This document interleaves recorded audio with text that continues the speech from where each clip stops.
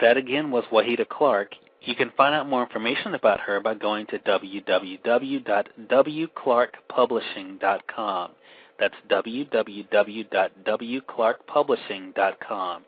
You can also find out about all 25 of our honorees that are literary legends for 2009-2010 by going to www.literarylegends2009.com. That's www.literarylegends2009.com. This time of year, sports are on the mind of a lot of people. But that doesn't mean that books shouldn't be or couldn't be, too. One thing that Conversations the Book Club has tried to do is inspire more discussions between sports lovers and those that just consider themselves to be bookworms. To do that, we've created the Ballin With Books Club. You can join our online community by going to www.ballinwithbooks.com. That's www.ballinwithbooks.com. There you will find out information about great authors who have written books not just about sports, but also about the people playing them.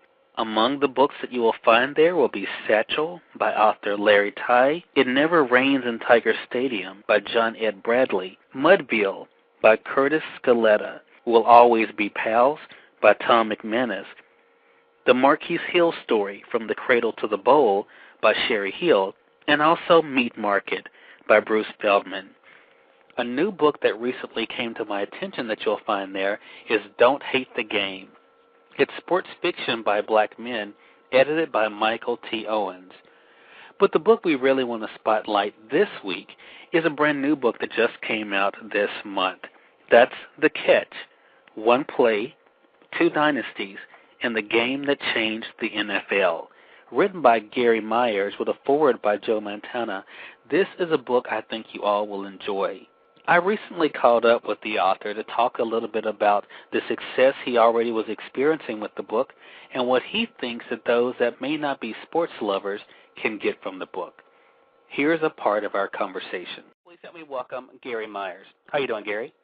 Great. How are you doing this afternoon? I'm doing really well. Thank you so much. I know the book is really just coming out.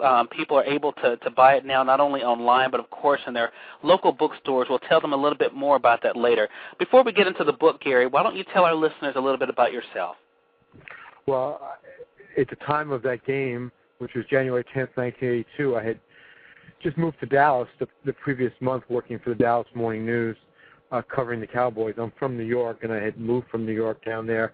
Had a tremendous opportunity to cover the Cowboys, and it was the beginning of one of the last great newspaper wars in the country between the Dallas Morning News and the Dallas Times-Herald, and the Cowboys were the most important beat in town. So it was, a tremendous professional opportunity for me. And there 1 month, I basically walked into one of the great games in NFL history, and had the inspiration more than 25 years later to write a book about it.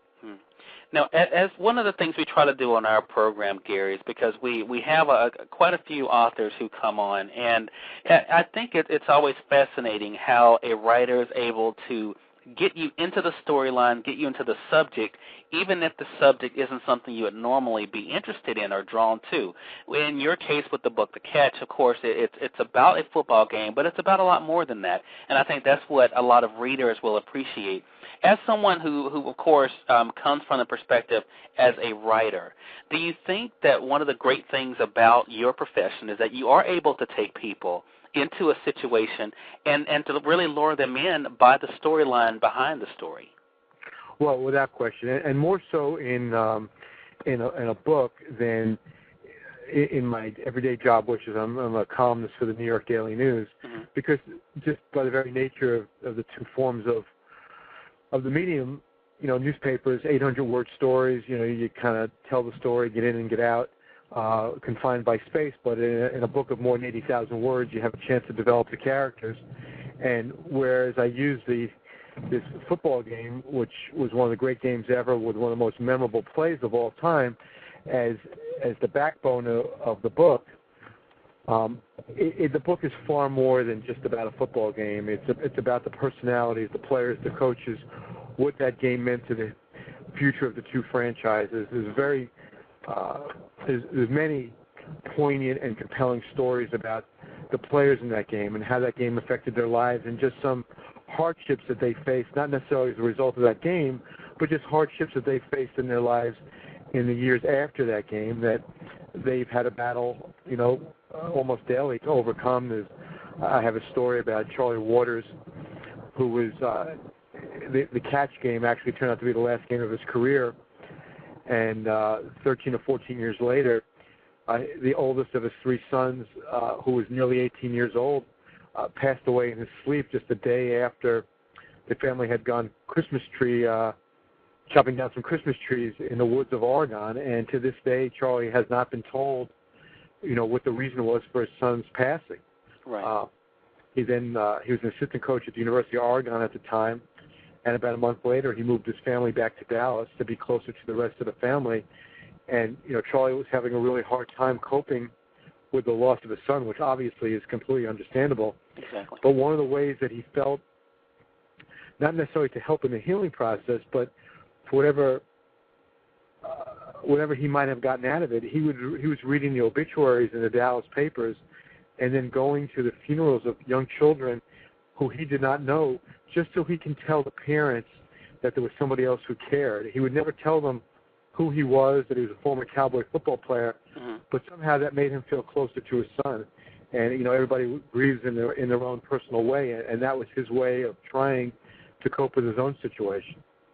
Well, and then that's true. And then while you were talking about that, Gary, I thought about also Drew Pearson, who, as someone who doesn't normally follow sports, I had no idea of the backstory of a lot of these individuals. And I think it's very simple for people who don't live the sport, don't follow the sport, to just say, okay, there's just a bunch of guys playing a sport. When really you help us to appreciate there's so much more to it, and that these are individuals. You have Montana and the whole death threat incident with him, something I'd never known about before reading your book. Do you think that one of the things your book will do is to humanize these individuals, and so we start looking at them as people more so than just, out there playing a game? Well, I think you're very perceptive in saying that, because that was one of my primary goals was, anybody can really write a book about a football game and detail all the particular things, that happened. And I do that.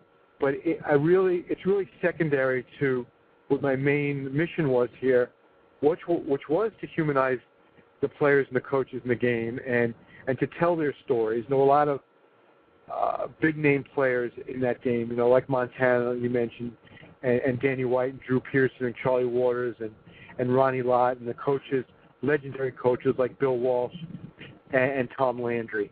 And that's why I think this book appeals. I think it obviously appeals to football fans, not only Cowboys and 49er fans, but football fans in general, but even people who aren't necessarily,